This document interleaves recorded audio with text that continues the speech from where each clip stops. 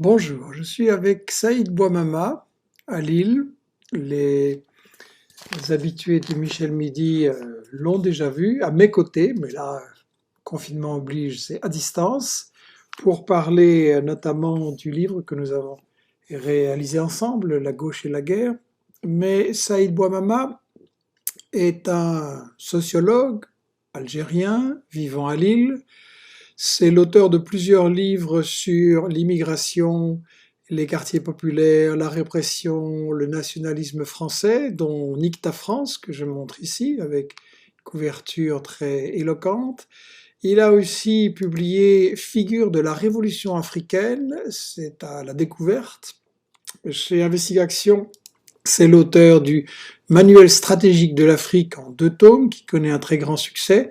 Et comme je le disais, j'ai co-signé avec lui La gauche et la guerre, analyse d'une capitulation idéologique. On parlera tout à l'heure un petit peu du problème de la guerre, mais là, la question est, voilà, on a le premier lecteur, spectateur de Michel Midi qui dit: Je suis justement en train de lire votre livre La gauche et la guerre, un superbe ouvrage que je recommande. Merci pour la promo. Saïd, je me tourne vers toi. Tu habites à Lille, dans un quartier populaire. Comment ça se passe sur le terrain, dans ces quartiers-là, le confinement? Alors, la situation devient de plus en plus insupportable. Ces quartiers populaires qui étaient déjà caractérisés par des conditions de vie très difficiles, avec très peu d'infrastructures, avec très peu de mécanismes d'accompagnement sociaux, se retrouvent confrontés à un confinement sans aucun accompagnement, sans aucune structure de mobilisation étatique pour permettre à ces personnes déjà pauvres, déjà précaires, de supporter cette épreuve particulière qui est de ne pas pouvoir sortir de chez soi. Et de surcroît, comme il y a des relations tendues depuis plusieurs décennies entre la police et ses quartiers populaires, cela se traduit également par une multiplication de contrôles sur une base humiliante ça met ces quartiers dans une situation au bord de l'explosion. Et on a déjà un certain nombre de faits et de drames qui se sont déroulés depuis le début du confinement. On compte déjà 5 morts depuis le 8 avril. Mhm. On compte également 3 autres blessés et 7 autres personnes qui ont porté plainte pour des violences policières. Mhm. Autrement dit, Je la situation. signale qu'en Belgique, à Anderlecht aussi, qui est un quartier défavorisé, comme on dit dans le langage habituel, euh, il y a eu effectivement des incidents avec un jeune qui a été tué par la police, des affrontements, et on a eu 2 discours là-dessus. Un discours: ah oui, ça y est, encore les jeunes d'origine immigrée, vraiment, ils respectent rien. Et un autre discours que j'ai quand même entendu, notamment dans une interview à la RTBF, la télévision publique, où on disait: vous savez, ces jeunes ont une mauvaise relation avec la police. Il y a des jeunes qui vont à l'école et qui tous les jours se font contrôler par les mêmes flics de façon humiliante. Donc ça se rajoute à un problème qui existait. Absolument, c'est la poursuite de ce qui existait auparavant et qui est poussé jusqu'au bout d'une logique qui est uniquement une logique répressive. De toute façon, si l'on regarde de près comment la stratégie du confinement a été adoptée, c'était une stratégie qui a été adoptée non pas sur une base de mobilisation collective, non pas sur une base d'appel aux citoyens à une prise de responsabilité collective, mais sur une base de gestion autoritaire, sur une base d'imposition par la police. J'en veux pour témoignage l'importance qu'ont pris les amendes dans la politique étatique. Les amendes étaient considérées comme la seule manière d'aboutir au confinement, alors qu'on aurait pu avoir un appel à l'intelligence collective, à la mobilisation collective et à la solidarité. Ça n'est pas le choix qui a été fait au niveau français. C'est un Et c'est État autoritaire contre un État populaire. absolument, absolument. C'est 2 manières de concevoir l'être humain et le citoyen. Soit on le conçoit comme un être pensant, un être capable de maîtriser les enjeux et donc de se mobiliser en fonction des besoins. Mhm. Soit on le conçoit comme quelqu'un à qui il faut imposer ce qui nous semble nécessaire. Et c'est Alors, de tu as ce signé conçoit-là qui a été pris. Pardon. Tu as signé sur ton blog, et c'est repris sur Investigation, un article au titre un peu provoquant, la mise en scène politique et médiatique du confinement. Tu remets en question le confinement ou... Non, pas du tout. Le confinement est une nécessité, bien entendu. Je remets en cause la manière de mettre en place ce confinement et le manque d'accompagnement économique, social, des populations les plus fragilisées qui ont le plus besoin de cet accompagnement. On ne peut C'est pas, on ne peut c'est pas quoi la considérer. différence entre la stratégie du confinement et le discours qui va avec, en gros? Alors, le discours du confinement est un discours qui vise à présenter les populations des classes populaires et des quartiers populaires comme étant des personnes inciviles et donc qu'il faut mater, qu'il faut contraindre au confinement. Alors que dans les quartiers populaires comme ailleurs, la population a très bien compris la nécessité du confinement. Le confinement est globalement respecté.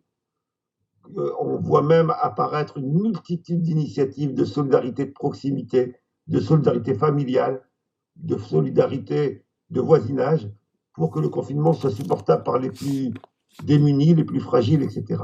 Et donc, on a eu l'inverse de ce qui était nécessaire. On ne s'est pas appuyé sur la dynamique collective et populaire, on s'est appuyé uniquement sur la répression. Mhm. Et Et le, tout cela a été accompagné de surcroît d'un discours politique et médiatique avec une multitude de déclarations de représentants ministériels, de journalistes, etc., présentant les habitants des quartiers populaires comme des irresponsables, des personnes inciviles, incapables de comprendre la nécessité du confinement.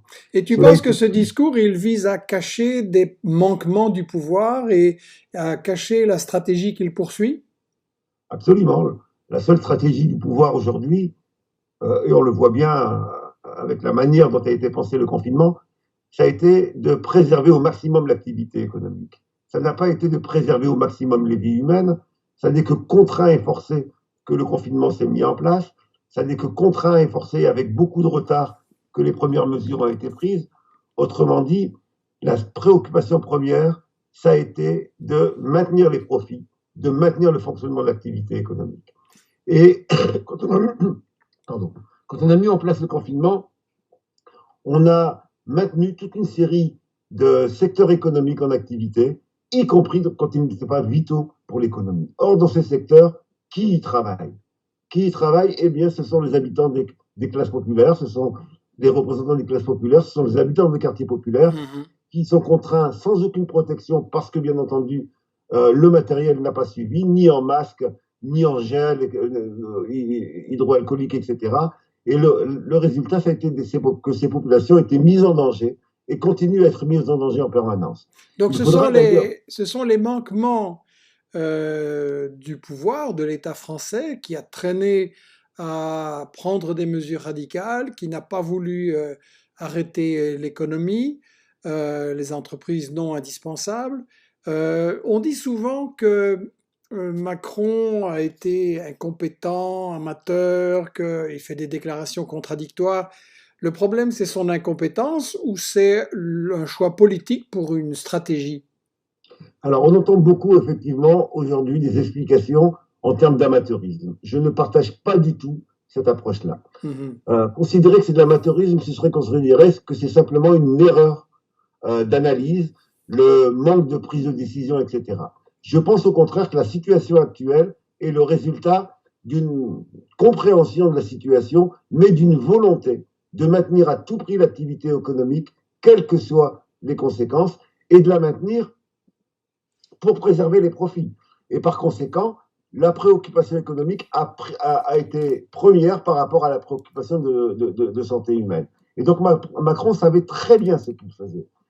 Tant qu'il a pu maintenir l'activité économique au maximum, il l'a fait indépendamment des conséquences. Ça n'est pas une erreur, c'est un choix, c'est le résultat logique d'un choix qui est tout simplement celui d'un gouvernement au service des classes dominantes. Et ces classes dominantes ont une motivation et une seule, c'est le maintien du profit et donc le maintien de l'activité économique. Dans ton On titre, le voit tu d'ailleurs parles de... aujourd'hui dans le discours sur le déconfinement. C'est exactement la même logique. Mhm. Le choix d'annoncer pour le 11 mai un déconfinement qui va commencer par les écoles est complètement irresponsable aujourd'hui. C'est considérer tout simplement que les parents doivent retourner bosser, et que par conséquent, il faut les libérer des enfants. C'est ça la seule logique explicative d'un retour à la scolarité pour des dizaines de milliers d'enfants. Oui. Dans ton titre, tu emploies le mot nécropolitique, donc tu dis que c'est une politique qui tue. Je dis que c'est une politique qui, ayant comme seule préoccupation le profit, conduit effectivement aujourd'hui, en conséquence, en logique, à la mort. Et donc c'est une politique de la mort, effectivement, donc une nécropolitique. Euh, il y a eu dans le monde occidental, on va dire, Europe, États-Unis, des choix stratégiques différents apparemment. Les uns en Grande-Bretagne, en Hollande, puis aux États-Unis ont parlé de ce qu'on a appelé l'immunité collective, c'est-à-dire laisser faire le virus pour que les gens acquièrent une immunité. D'autres ont parlé du confinement. Mais si j'entends bien, tu penses qu'en fait Macron, il était aussi pour l'immunité collective, mais après, comme on lui a dit que ça allait faire beaucoup de morts et qu'il y avait quand même beaucoup de réactions, il a dû passer à l'autre stratégie. Absolument. Et ça n'est pas simplement le nombre de morts, ça a été surtout les réactions populaires. C'est-à-dire que très vite, on a vu une remise en cause, une délégitimation du gouvernement. Très vite, la colère s'est exprimée et c'est devant l'insupportabilité pour les classes populaires de la politique de Macron qu'une autre stratégie a été choisie. Mais tant qu'ils ont pu continuer sur la logique, c'est pas si grave, on va s'en sortir, on peut maintenir l'activité économique, eh bien, ils sont restés sur cette logique-là. Est-ce que cette politique de laisser faire le virus, ça rejoint l'idée de base du néolibéralisme comme théorie politique, à savoir laisser faire l'économie, laisser faire le privé, l'État ne doit pas s'en mêler, tout ça va finalement bien profiter à tout le monde? En économie libérale, il y a cette fameuse règle qui est la loi invisible du marché. Mhm. Il n'y aurait pas besoin d'une intervention consciente et d'une intervention planifiée des sociétés pour gérer la vie économique, la vie sociale, l'écologie, etc. Tout cela se passerait bien tout seul. Eh bien, on a, vis-à-vis de la théorie de l'immunité collective, correspond exactement à cela. Il n'y a pas besoin d'intervenir. Toute intervention consciente de l'homme est négative. Il faut laisser faire les lois spontanées. Et donc, il y a un écho évident entre la base philosophique du néolibéralisme et les politiques choisies en matière de lutte contre le coronavirus. Mhm. Euh, donc, dans l'article en question, tu te réfères aux théoriciens du néolibéralisme et qui sont aussi, comme Spencer, des gens, je cite, qui prônent la lutte pour la survie, la loi du plus fort régit la nature humaine. Spencer, ça c'était expliqué dans le livre que nos habitués connaissent bien de Dirk van Dupen et de Johan Houbeek, L'homme, un loup pour l'homme, les fondements scientifiques de la solidarité. Spencer, en fait, classe l'humanité en race supérieure et inférieure, et donc ça justifie le racisme et la division de la société entre une élite et les autres. Tu penses que le néolibéralisme, au fond, c'est du même tonneau? Écoutons Macron qui nous parle des premiers de cordée et des autres. Écoutons Macron qui nous parle de ceux qui n'ont rien et de ceux qui ont quelque chose, et de l'élite qui doit diriger une société. C'est la même logique de hiérarchisation en fonction de dons naturels. Certains seraient nés ou auraient une intelligence qui les mènerait à devenir riches et d'autres n'auraient pas cette intelligence et qu'ils sont donc destinés à rester pauvres. Certains sont destinés à commander, d'autres sont destinés à obéir. Et donc, on a la même logique d'une hiérarchisation soi-disant naturelle de la société qui, en réalité, bien entendu, masque l'oppression de classe, masque l'oppression et la domination. Mmh. À propos justement de cette loi de la jungle, il y a dans ton article une citation absolument effrayante du directeur général du Centre national de la recherche scientifique, donc c'est l'organisme d'État qui est chargé d'organiser la recherche scientifique fondamentale en France. Je lis cette citation. Il nous faut une loi ambitieuse, inégalitaire, oui, inégalitaire, une loi vertueuse et darwinienne, dans le sens où lui l'entend, qui encourage les scientifiques, équipes, laboratoires, établissements les plus performants à l'échelle internationale. Ça veut dire que même la recherche fondamentale qui aurait été bien nécessaire pour nous alerter, pour nous prévenir et avoir des traitements et des vaccins contre ce virus, cette recherche fondamentale, elle est en fait soumise à la loi du plus fort et à l'intérêt au profit immédiat? Absolument. C'est-à-dire que dans le champ de la recherche, cette loi prévoit de financer uniquement les recherches qui débouchent sur une rentabilité immédiate, sur des applications industrielles rapides, et donc non pas sur l'évolution des savoirs nécessaires pour planifier et anticiper les besoins dans le futur. Or, on sait très bien que la recherche fondamentale, c'est ce qui va nous permettre dans les décennies qui viennent d'avoir les connaissances nous permettant effectivement de lutter contre la maladie, contre ce qui pourrait nous arriver. Et donc cette idée d'une mise en concurrence des chercheurs uniquement sur la base de la rentabilité et non pas sur la base de ce qu'ils apportent comme savoir, eh bien c'est le reflet dans le monde de la recherche de la théorie de Spencer, de cette théorie de la loi du plus fort, ne mérite d'être financés que ceux qui sont déjà dans les premiers de cordée, comme dit Macron. Oui, donc voilà, ceci, ça éclaire effectivement la stratégie qui a été suivie, la stratégie mortifère. On va venir maintenant au discours qui accompagne le confinement. Rappelons que le confinement est bien nécessaire et à respecter évidemment. On va venir au discours qui accompagne ce confinement.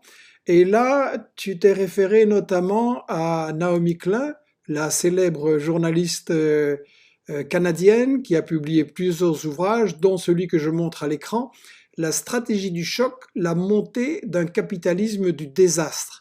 Ça veut dire que le 1% derrière Macron profite de cette catastrophe? À chaque fois que l'humanité a été confrontée à une catastrophe, les classes dominantes utilisent cette catastrophe et le caractère un peu déstabilisant de cette catastrophe pour justifier une accélération des politiques qui vont dans le sens de ses intérêts. On le voit lorsqu'il y a une guerre, on le voit lorsqu'il y a du terrorisme, on le voit à chaque fois que les sociétés sont confrontées à des épreuves massives. À chaque fois, le discours qui suit derrière est un discours qui se ressemble, avec un certain nombre d'ingrédients. Le premier ingrédient, c'est l'idée qu'il faudrait une unité nationale pour réagir à la catastrophe. Autrement dit, on nous dit, il n'y a plus d'intérêts divergents dans la société, il n'y a plus de riches et de pauvres, de dominants et de dominés, d'exploiteurs et d'exploités. Tous ensemble, nous avons les mêmes intérêts. C'est un discours pour arrêter la résistance. Il faut arrêter la résistance, il faut accepter que nous serions dans le même bateau. Cette manière de poser la question permet de transformer la catastrophe au bénéfice des classes dominantes, c'est-à-dire permet de faire passer des mesures qui vont contre les intérêts des dominés. Le second ingrédient, c'est qui est mis en avant, le second ingrédient idéologique, c'est le discours de la guerre. Comme nous sommes on a comparé le coronavirus à une guerre, comme nous sommes en guerre, eh bien, il faut faire taire les voix discordantes. Ceux qui remettent en cause la politique dominante sont présentés comme la cinquième colonne, comme ceux qui affaiblissent la nation, comme ceux qui sont donc dangereux pour pouvoir sortir de la catastrophe. Donc le discours de Macron, quand il dit « nous sommes en guerre », c'est pour obtenir une discipline militaire et pas de débat. Absolument. Et donc, demain, on pourra nous dire que faire grève dans tel secteur, dans le contexte d'après-catastrophe, ça revient à ne pas reconstruire la nation, à ne pas permettre de retrouver une situation de stabilité. Et donc, c'est du sabotage. Comme dans une guerre, on a connu ça au moment de la Première Guerre mondiale. C'était une manière, effectivement, de faire taire les voix discordantes et d'imposer une fascisation. Parce qu'il s'agit bien de cela, de restreindre les droits démocratiques, de restreindre les droits sociaux. On a d'ailleurs profité de la catastrophe sanitaire pour revenir sur un certain nombre de conquis sociaux en termes de congés, en termes d'horaires, etc. Et là, avec une absence d'échéance. Autrement dit, jusqu'à présent, ces mesures qui permettent à l'État, de manière arbitraire, de faire travailler plus, de prendre sur les congés, eh bien, c'est au moins jusque décembre. C'est dire que on n'a même pas anticipé cette idée que ça pouvait être pour quelques semaines. Non, on est parti immédiatement jusqu'à fin décembre. Mhm. Donc, on a bien la volonté d'utiliser la catastrophe pour remettre en cause des acquis, remettre en cause des droits qui ont été conquis par des luttes sociales. Sachant que Macron était déjà très contesté par les Gilets jaunes, par la lutte contre la destruction des retraites, donc il en profite. Absolument. D'ailleurs, le train des réformes continue et on a aujourd'hui des lois qui sont votées en pleine catastrophe sanitaire. Des lois sont votées qui sont des lois qui n'ont rien à voir avec le contexte d'aujourd'hui. Mhm. Alors, quand même, on a eu des reportages dans les télés sur l'incivilité des quartiers populaires qui ne respectent pas le confinement.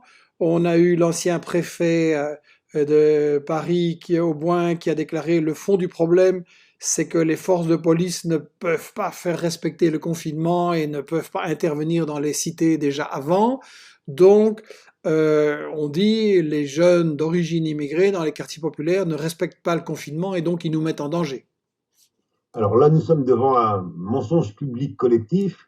Globalement, le confinement est respecté. Sinon, nous serions dans une situation qui serait une situation beaucoup plus catastrophique que cela. Si ce discours était vrai, nous aurions une épidémie qui connaîtrait un taux de croissance beaucoup plus élevé. Il suffit de regarder comment évolue la pandémie pour se rendre compte que le confinement est respecté, y compris dans ces zones qui sont des zones surpeuplées, des zones aux conditions sanitaires et aux conditions de logement catastrophiques déjà, d'ores et déjà. Et donc, la réalité vient déjà démentir cela. Secondo, il faut également ajouter que nous ne sommes pas égaux devant la maladie. Je le disais tout à l'heure, il faudra exiger un bilan humain après la pandémie qui prenne en compte non seulement les moyennes, qui ne nous disent pas simplement le nombre de morts, mais qui nous disent qui est mort. C'est une dimension essentielle d'aller regarder cela. Et nous nous apercevrons de quoi? Que nous ne sommes pas égaux devant la maladie, que les classes populaires ont payé un tribut beaucoup plus fort que d'autres catégories sociales, que les populations issues de l'immigration ont payé un tribut beaucoup plus important, et donc nous ne sommes pas égaux devant la maladie. Mais nous ne sommes pas égaux non plus devant le confinement. Ça n'est pas la même chose que de vivre un confinement dans une maison individuelle avec un jardin, ou de vivre un confinement dans un HLM de la région parisienne, surpeuplé, avec des ascenseurs en panne, avec des difficultés pour pouvoir s'approvisionner, etc. Et donc, on est dans une situation dans laquelle le confinement est plus difficile dans un certain nombre de zones, et pourtant, il est respecté. C'est dire que le discours de l'incivilité a un autre objectif que simplement des préoccupations sanitaires. Il a comme objectif d'anticiper les colères et les révoltes qui sont d'ores et déjà en train de monter à la fois dans l'ensemble des classes populaires et à la fois dans certaines zones de manière plus particulière. Un rapport des renseignements généraux indiquait que l'après-confinement serait un après-confinement dans lequel des risques d'émeutes collectives massives sont à craindre et qu'il fallait se préparer à cela. J'ai trouvé la même chose dans un journal financier des États-Unis, Bloomberg, qui dit que dans l'ensemble du monde, en fait, on va avoir des révoltes populaires importantes et que c'est dangereux pour le système. Absolument. Et on ne peut pas comprendre le discours sur l'incivilité aussi massif qui est tenu aujourd'hui sans prendre en compte ce risque d'explosion. C'est pour préparer les répressions de ces explosions que l'on nous présente d'ores et déjà ces populations comme étant des populations inciviles, irresponsables, etc. Oui. Il est vraiment essentiel aujourd'hui de démasquer ce discours sur l'incivilité et l'irresponsabilité, parce que si on ne le dénonce pas, eh bien on prépare les conditions pour que se mettent en place ces répressions contre des révoltes légitimes qui ont des bases objectives, ont des bases réelles, et qui donc ne peuvent pas avoir comme réponse la répression, mais doivent avoir comme réponse des politiques sociales, des politiques économiques en faveur des classes populaires. Tu as dit que le bilan des pertes humaines serait plus lourd dans les classes populaires, dans les classes travailleuses. On peut creuser un instant pourquoi?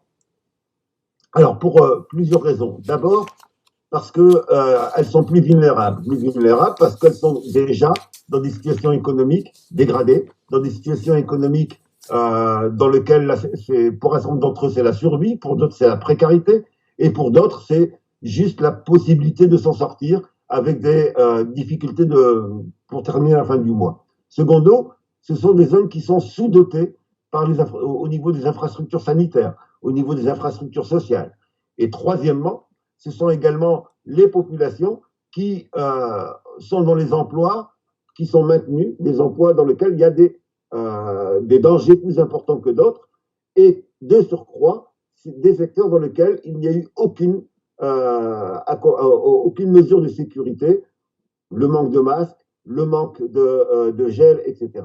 Donc si on cumule tout cela, on a une prise de risque beaucoup plus forte pour ces quartiers populaires, pour ces habitants des classes populaires, et donc inévitablement cela se traduira par une mortalité beaucoup plus importante. Ce sont aussi des boulots qui ne sont pas en télétravail, où on ne va pas tellement moins en auto qu'en transport en commun pour aller au boulot, etc.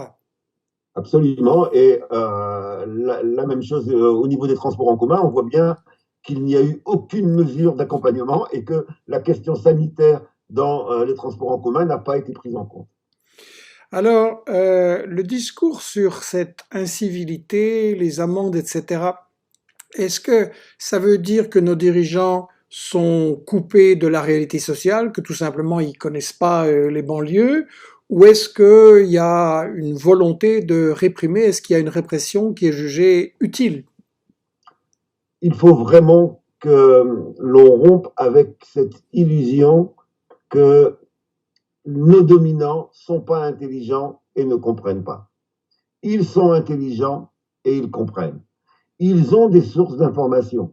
Les services de renseignement travaillent très bien et font remonter la réalité aux dominants. Je ne partage pas du tout l'idée d'une classe dominante qui ne connaîtrait pas la réalité. La classe dominante connaît par une multitude de canaux la réalité. Ses intérêts la poussent à faire des choix qui sont non pas erronés, mais contre les intérêts des classes populaires. Et c'est important de faire cette analyse parce que si on considère que c'est simplement une erreur, on ne va pas saisir l'objectif qu'il y a derrière. L'objectif qu'il y a derrière, c'est d'anticiper pour pouvoir le maîtriser, les mouvements sociaux qui peuvent apparaître en désaccord avec la politique gouvernementale. Et donc je pense que le discours sur l'incivilité est une anticipation du besoin de canalisation de la révolte populaire. Pourtant, Macron, dans un discours très émouvant, très bien joué, a dit que l'après ne serait pas comme avant. Tu penses qu'après, pour lui, ça, il veut revenir à avant? Je pense que, comme Naomi Klein le dit, l'après sera pire qu'avant dans le rêve de Macron. Il voudrait accélérer les logiques néolibérales. Bien entendu, il est contraint de prendre en compte la situation actuelle et les aspirations populaires qui s'expriment. Comment ne pas dire aujourd'hui qu'en termes de politique de santé, on va réinvestir dans la santé, on va se repréoccuper des conditions de travail des personnels de santé et des conditions de salaire des personnels de santé. Aujourd'hui, n'importe quel gouvernement, aussi ultralibéral soit-il, nous tiendra un discours sur l'importance de sortir la santé de la marchandisation. Ils sont tous devenus socialistes tout d'un coup. Absolument, absolument. Mais on en reparlera dans quelques semaines. On en reparlera dans quelques semaines, et là on s'apercevra que dès que l'actualité sera passée à autre chose, eh bien on reprendra les politiques néolibérales. La seule manière d'éviter cela, c'est la mobilisation populaire, et donc effectivement l'après-confinement doit être préparé par les travailleurs, doit être préparé par les associations, doit être préparé par tous ceux qui ne veulent pas justement que l'on revienne à la logique que nous avons connue auparavant et qui explique la situation actuelle. Mais on est confiné, comment est-ce qu'on peut préparer la résistance? Alors je pense que ce que tu fais, ce que fait Investigation, ce que font un certain nombre d'associations, c'est-à-dire qu'il faut profiter du confinement pour échanger, pour donner d'autres grilles de lecture, et puis aussi se dire que dans les jours et les semaines qui vont suivre l'après-confinement, eh bien, on aura des initiatives rapides à prendre pour que s'exprime une autre voix et pour que la classe dominante entende l'ampleur de la colère. Mhm. Alors, tu disais que les régions des quartiers populaires n'ont pas d'infrastructure, qu'on n'y investit pas parce que ça ne rapporte rien. La question est où va l'argent alors? Parce que c'est toujours ce qu'on a dit pour les gilets jaunes, pour les retraites, pour le climat aussi, il n'y a pas d'argent. Et donc, où il part l'argent? Ben, l'argent, on part dans les poches du 1% qui domine la planète aujourd'hui. Il part également dans des dépenses pour préserver les intérêts de cette classe dominante, et en particulier les dépenses militaires. Il suffit de regarder les postes budgétaires qui n'ont pas connu d'austérité au cours des 4 dernières décennies. On s'apercevra de quoi? Eh bien que l'armée n'a pas connu de restrictions. Au contraire, son budget a augmenté. On s'apercevra que la police n'a pas connu de restrictions et qu'au contraire, son budget a augmenté. Bref, on a tous les secteurs permettant la répression du mouvement social qui ont connu une augmentation de leur dotation, et on a connu tous les budgets sociaux qui ont connu une austérité. On Donc, voit plus bien là la d'injustice priorité. égale plus de répression. Absolument, absolument. Hmm. Alors, justement, moi, je voulais soulever cette question, je l'ai annoncé au début, j'ai envie de soulever la question de la guerre. On va dire, bon, mais c'est une question lointaine, mettons tout ça entre parenthèses, sauf que les guerres, déclarées ou non, continuent. Et donc, je présente ici à l'écran une petite affichette qui a été réalisée par un groupement contre les armements nucléaires en Belgique qui présente, je te la décris puisque nos spectateurs la voient mais pas toi, un chasseur bombardier à capacité nucléaire F-35, c'est le modèle des États-Unis que la Belgique vient d'acheter. Ça représente, dit cette affichette, 2200 systèmes d'assistance respiratoire. Et comme la Belgique a acheté 34 chasseurs F-35, ça veut dire qu'on a dépensé là le budget de 75 000 respirateurs artificiels qui seraient vraiment bien nécessaires maintenant pour sauver des vies. Il n'y a pas que la Belgique, puisque mon correspondant espagnol Enrique me signalait que l'Espagne a mis beaucoup d'argent dans des Eurofighters, et Espagne où la situation sanitaire est encore plus dramatique, avec des catastrophes au point de vue contamination, décès, les soignants aussi pas du tout protégés. Il m'a aussi signalé que l'Espagne venait de commander 35 blindés anti-émeutes, tiens, le modèle que je montre à l'écran, là, qui porte le nom très poétique et éloquent de Piranha. Donc, en France, vous achetez pas votre matériel à l'étranger, mais votre Macron la défile le 14 juillet avec un air martial, il se prend un peu pour Rambo, on dirait. Il va serrer la pince aux fabricants d'armement dans laquelle nos taxes servent à mettre beaucoup d'argent. On voit ici le Rafale, on voit ici petit montage rigolo, Macron en pilote de chasse sur la plage. Bien, Saïd, est-ce que ces guerres, ça profite à qui et est-ce que ça a un impact justement sur ce problème de la santé? Alors, dans quel contexte survient la pandémie dans les pays du tiers-monde, par exemple, et en particulier en Afrique? Il y a 3 éléments du contexte qu'il faut prendre en compte. Premier élément du contexte, c'est que cette pandémie, elle apparaît après 4 décennies de politiques ultralibérales qui ont été imposées par les pays riches, par le Fonds monétaire international et la Banque mondiale, et qui sont traduits par quoi? Affaiblissement de l'État, privatisation de l'économie, destruction des services publics et en particulier des services de santé, fuite des médecins qui étaient employés justement dans les services publics de santé qui ont été sacrifiés. Bref, on a une politique ultralibérale mise en place par les puissances impérialistes qui sont venues empêcher, détruire la capacité de réaction des États en Afrique. Bien entendu, cela n'a pas pu se faire comme simplement en le disant. Ça s'est fait de manière imposée par des politiques économiques, mais également par la pression militaire. Et c'est pour cela que les puissances impérialistes ont besoin également de très fortes puissances militaires. Second élément du contexte, ces politiques économiques ont été accompagnées de 4 décennies d'instrumentalisation du djihadisme pour justifier des interventions militaires et des ingérences politiques. On a donc des États qui d'un côté impose économiquement et qui d'un autre côté, pour qu'il n'y ait pas trop de révolte contre cela, eh bien, viennent déstabiliser, instrumentaliser le djihadisme pour justifier leur politique. Et cela a eu comme conséquence que les différents pays ont investi dans leur armée et donc avec des coûts militaires qui sont des dépenses militaires qui prennent une place de plus en plus importante dans les budgets des différents États. Et puis troisième ingrédient du contexte, eh bien un certain nombre de guerres qui ont été menées par les puissances impérialistes, de la Somalie à la Libye, en passant par toute l'Afrique de l'Ouest. On a eu des interventions militaires, soi-disant pour s'opposer au djihadisme, mais qui en réalité étaient pour maintenir la mainmise sur le pétrole et les autres minerais stratégiques. Et ces trois ingrédients réunis font qu'on a une situation dans laquelle, si la pandémie, et espérons que non, si la pandémie se développe en Afrique, eh bien, on a des capacités de réaction étatique qui sont particulièrement faibles. Et donc, ça annonce des catastrophes énormes. D'ailleurs, l'Afrique n'est pas simplement touchée par le coronavirus. Aujourd'hui, elle est touchée par d'autres pandémies importantes, par d'autres épidémies importantes. On a connu Ebola, mais il y en a bien d'autres.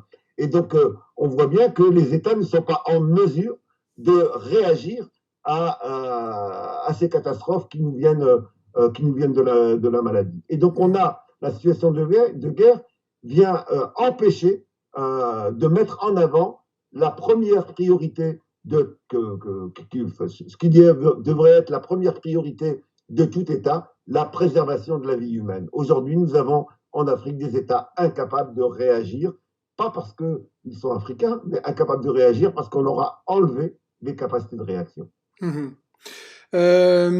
Oui, je prends deux questions que nous avons reçues là. Il y a beaucoup de questions, de réactions. On ne pourra pas répondre à tout, mais je resterai quelques minutes plus tard pour, comme d'habitude, faire des commentaires ou vous proposer de nous envoyer les informations sur ce que vous signalez. Deux remarques quand même. Ahmed nous dit... on remarque que quel que soit le sujet, écologie, banlieue, coronavirus, on retrouve toujours le même lien, l'économie. Et Good Vibes, lui, signale, avec la technologie actuelle, il faut absolument se passer de ce pouvoir représentatif qui ne représente que les intérêts de l'oligarchie. Qu'en penses-tu? Alors, sur le premier aspect, oui, l'économie reste une base fondamentale pour comprendre la réalité. Nos sociétés continue de fonctionner sur la base du profit et par conséquent considérer que on pourrait comprendre les guerres sans prendre en compte la base économique, on pourrait comprendre la dimension écologique sans prendre en compte la base économique, serait faire une erreur qui nous empêcherait de comprendre la réalité. Nous ne pouvons pas considérer que le profit est la base des décisions des classes dominantes et ne pas du coup en tirer la conclusion que c'est l'économie qui aujourd'hui mène le monde. L'économie n'est pas aujourd'hui un moyen au service des besoins humains, ce sont les besoins humains qui sont sacrifiés sur la base de l'économie, et donc l'économie reste effectivement fondamentale. Et la deuxième question, j'ai oublié. C'était qu'avec les progrès technologiques, on a les moyens de se passer de ce pouvoir représentatif qui en fait ne représente que les intérêts de l'oligarchie. Effectivement, ça pose tout simplement la question de quel type de pouvoir nous avons besoin dans les sociétés contemporaines avec l'état de développement technologique, l'état de capacité de production économique. Aujourd'hui, nous avons les moyens de nourrir toute l'humanité, de permettre à toute l'humanité de vivre de manière satisfaisante, mais cela suppose qu'on élimine ceux qui n'ont pas intérêt à cette gestion collective de l'humanité. Et donc, ça passe effectivement par se passer des pouvoirs qui ne sont pas représentatifs et par inventer des pouvoirs qui correspondent réellement à la réalité de la majorité des citoyens. Oscar nous dit, la malaria aussi en Afrique, les 3/4 des Africains n'ont pas les moyens d'acheter de la quinine. Et Ahmad répond, justement, la Syrie est la clé de tout ça. Celui qui gagne la guerre en Syrie pourra imposer sa vision au monde. La Syrie est effectivement un enjeu stratégique essentiel. D'abord parce que, contrairement aux stratégies et aux calculs qui avaient été anticipés, les plans n'ont pas réussi en Syrie. L'idée de parcelliser la Syrie en de multiples morceaux n'a pas abouti, et par conséquent, c'est un échec pour l'impérialisme aujourd'hui. Et donc, par conséquent, effectivement, le rapport de force en Syrie est un révélateur de ce qui est possible ou pas possible. Et donc, la Syrie, c'est le moment dans lequel les stratégies impérialistes habituelles trouvent un point d'arrêt. Et donc, on verra bien, en fonction du rapport de force, si ce point d'arrêt est provisoire ou si, au contraire, il marque le retour des résistances et le changement de rapport de force.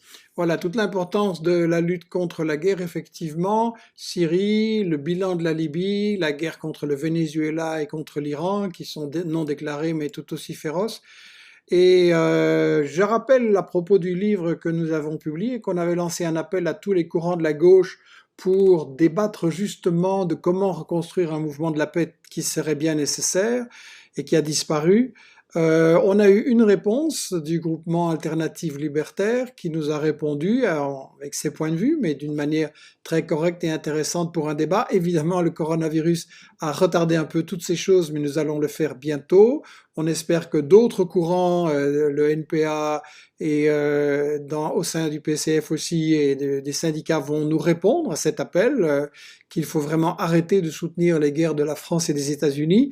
Une remarque encore et on va conclure là-dessus, je vais te demander une conclusion très brève. Que pensez-vous, Saïd, de l'après-pandémie? Va-t-on vers un monde nouveau ou la reconduction du monde néolibéral toujours plus féroce? Les deux voies sont ouvertes et ce qui va déterminer telle ou telle voie, ça sera effectivement de nouveau le rapport de force entre les classes. Autrement dit, après une catastrophe de ce type-là, on revient aux questions fondamentales. Est-ce que les classes dominantes vont réimposer leur stratégie ou est-ce que les classes populaires vont entrer dans une dynamique permettant d'imposer notre voie? Donc, tout dépendra de nos combats, de nos mobilisations, de notre capacité à réagir. Il y a des signes très encourageants dans ce qui circule aujourd'hui au niveau des syndicats, au niveau des quartiers populaires. La colère est énorme, la volonté d'agir est énorme. Le capitalisme a montré son véritable visage, puisque une catastrophe comme celle-là nous oblige à revenir aux fondamentaux, visibilise les fondamentaux, et donc nous sommes dans une période cruciale. C'est le moment, effectivement, dans l'après-confinement, à ne pas laisser passer. C'est le moment dans lequel la mémoire est importante, dans lequel il va falloir rappeler que ce qui a mené à cette crise, et donc les consciences sont éveillées, il va falloir les transformer en action. Voilà, donc la société, c'est à nous de la préparer. Merci Saïd, j'annonce l'émission de demain où j'inviterai le docteur Sophie Merckx, qui est médecin généraliste en quartier populaire en Belgique, dans une ville très pauvre. Elle va expliquer comment ça a été possible que en Belgique on a autant de morts et autant de contaminations dans un des pays les plus développés au monde, quelles sont les erreurs, les stratégies qui ont mené là, et aussi elle va répondre à la question est-ce qu'une autre politique de santé est possible? Est-ce que c'est le moment justement de réfléchir à partir d'actions concrètes sur ce que nous pouvons faire pour imposer notre vision sur nos besoins et la santé? Je souligne évidemment l'appel de Saïd à renforcer notre réflexion, à nous former, à préparer demain. Je signale que le livre L'homme, un loup pour l'homme, les fondements scientifiques de la solidarité de Dirk Van Dupen et Johan Ubeck est vraiment le livre à lire dans cette période pour combattre toutes les théories, les pseudo-théories et les impostures sur ce que nous venons de voir et dire et comprendre comment nous avons vraiment besoin d'une autre recherche, d'une autre vision et d'une autre organisation de la société, pardon. La gauche et la guerre que j'ai signé avec Saïd Bouamama justement aborde ces questions sous l'angle il faut vraiment mettre fin à la guerre, il faut reconstruire un mouvement pour la paix. Pour la formation, Investigation actuellement vous propose une participation spéciale. Vous avez certainement envie de discuter avec beaucoup de gens autour de vous. Si vous commandez 3 livres, La gauche et la guerre et les autres, vous n'en payez que 2 et vous pouvez en offrir et en discuter avec des amis, des personnes autour de vous ou les faire envoyer comme vous préférez. C'est une offre sur l'ensemble de nos instruments pour la bataille des idées. Je dis merci à Saïd, je vous dis merci à vous pour vos remarques, contributions, propositions. Je vous donne rendez-vous à demain, à bientôt pour la bataille des infos et de la solidarité.